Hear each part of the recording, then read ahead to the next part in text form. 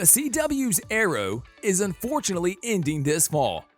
The CW has announced that the upcoming 8th season of Arrow will be the DC TV series' last one. And it's been a stormy year for Oliver, Felicity, John, and the rest of Team Arrow. Those who are left, anyway, the crime-fighting crew will drive forward for Arrow Season 8. And with this final season, we got to see a lot of challenges, unquestionably the most significant ones for Oliver Queen. With the end of Crisis on Infinite Earths, it's time for the Arrowverse to move forward without Oliver Queen. Number 10. Why is Oliver wearing a mask? All good? Let's go home. The first episode of the 8th season mostly centers on Oliver, Diggle, and Laurel. Later, they don't share as many scenes together, but their relations, those between Oliver and Laurel, and Oliver and Diggle, are explored and set as the example for how Team Arrow is going to get together as Oliver will soon die. It's really heartbreaking to watch some scenes between Oliver and Laurel, and you can see a lot of growth in their relationship since she first chose to leave her days as Black Siren behind. However, the season starts with Oliver and Diggle's strong bond, and the premiere simply focuses on their strong relationship. Now take a look at Oliver's back beneath the hood and mask. Oliver Queen, as the Green Arrow, is wearing a mask. Again? But why? He is a superhero who appears to be going through a lot to hide his status. If it was someone else, we would kind of get this. But after everything in Season 7, Oliver going back to hiding his face simply doesn't make any sense. Number 9. The Hood and a Black Canary reference. The Hood was highly expected to be seen. This was Oliver's moniker when he first came back, and his vigil antics on Arrow, which was way back in Season 1. There's a brief shot in the trailer at 1:59 where you can see a fight among two people using the Hood to conceal their identities. Now, many Laurel Lance fans wanted a scene between the Green Arrow and the Black Canary, where he calls her by her nickname in the comics, which is Pretty Bird. It came as a surprise when this nickname was used about Laurel, and even if Felicity Smoak will not appear in this season because of Emily Bett Rickards' exit, the beginning remembers her role in Oliver, Diggle, and Laurel's lives. An example of the various callbacks is when Felicity does her first appearance in the series. Number 8. Origins. Not a lot of people know that Stephen Amell was not the first person to represent the Green Arrow on the screen. Did you guys know that the role first belonged to Justin Hartley, who you may recognize from his role Star City Savior on Smallville? The show started way back in 2001, and it was about the fledgling experiences of Clark Kent before he wore a cape. What you probably didn't know is that Hartley's character was meant to be the springboard for a spin-off, giving it the opening events of GA. So, studios thought it was a terrible idea and chose to change the entire story, making it more mysterious and sensational. According to many fans, they made the best decision, since the last few seasons of Smallville were not so great. Number 7. Wentworth Miller's Depression.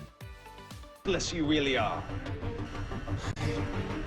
Wentworth Miller looked like he had a perfect life. At one point, he made a lot of actors jealous. He went from Prison Break into being one of the main antagonists of The Flash, Captain Cold. You would expect him to enjoy his fame and his life in general. But sadly, that's not the case when you have depression. You can have the perfect family, the perfect job. You can laugh, but depression just won't let you enjoy life. That's why it's best to seek help if needed. However, Wentworth has fought with depression many times throughout his life, and he even talked about it publicly. He even mentioned his point where he wanted to quit life. So even with the amazing career, he has felt abandoned and like a failure at various times, which made him have thoughts about taking his own life. Fortunately, he made the right choice, and we can see that he moved past those tough days. What a strong person. Number 6. John Diggle Jr. arriving in 2040. Doubtful. Great, well, you should let me... J.J. Diggle is the leader of the Deathstroke group in the final episodes of Arrow Season 7. He appears and stops the team outing. Now, if you haven't watched the episode, be prepared to see the best thing from Arrow. The whole episode is made perfectly, and while they try to save Star City one last time in these final 9 episodes, we promise you'll go through a roller coaster of emotions. Everything changes in the Arrowverse after that. Number 5. The Start.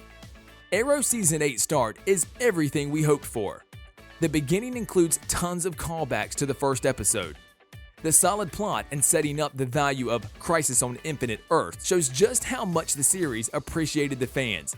You'll see many familiar faces, such as Mara, Tommy, and Malcolm appear in the first episode. It surely hits differently when you see them all together again. Have you watched the first episode of Season 8? Let us know. Also, if you enjoyed the video this far, press that like button if you haven't done it already. Number 4. Emotional Goodbye. After 8 years of faithful service, the Green Arrow's journey ended in January. The Season 8 series finale of Arrow was remarkably sad. After the sacrifice of Oliver Queen in the Arrowverse crossover, Crisis on Infinite Earths, the series finale was committed to his funeral. And we know that after so many years together on the set, the Team Arrow had become really close. The goodbyes were sad, and the last scene in the series was particularly hard to watch. Arrow star Stephen Amell has posted an emotional behind-the-scenes clip of him wrapping his final scene on the show. In the video posted on his Instagram, you can see him wrapping up the scene as the crew applauds, writing in the captions, "B. Arrow S5." Queen was killed off through the Crisis on Infinite Earths event. Fans somehow believed that he'll come back, but Amell himself told fans that he was done with the character, saying, "No, I'm done. That was good, it was a good 8 years, but it was time to be done." He added, "It seems like a different lifetime. I don't think I'll be doing that again." However, the team met and applauded to mark the end and success of a generation that marked Arrow. As we can see, Emily Bett Rickards can't hold her tears, and Katherine McNamara comforts her.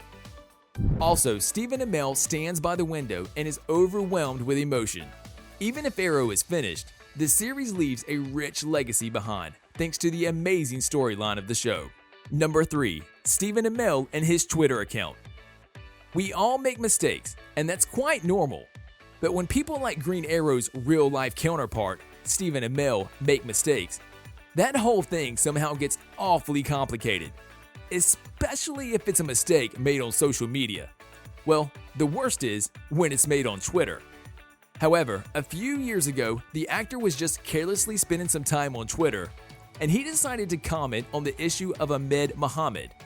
Now, this was a person who had been suspended from school for bringing in a homemade clock that was confused for a bomb.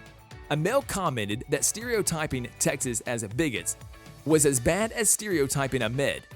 This thing caused a lot of anger, which resulted in Stephen apologizing, and he even deleted his Twitter account. He made a short retirement off of Twitter, but he has since come back. Number 2. Reddit Justice.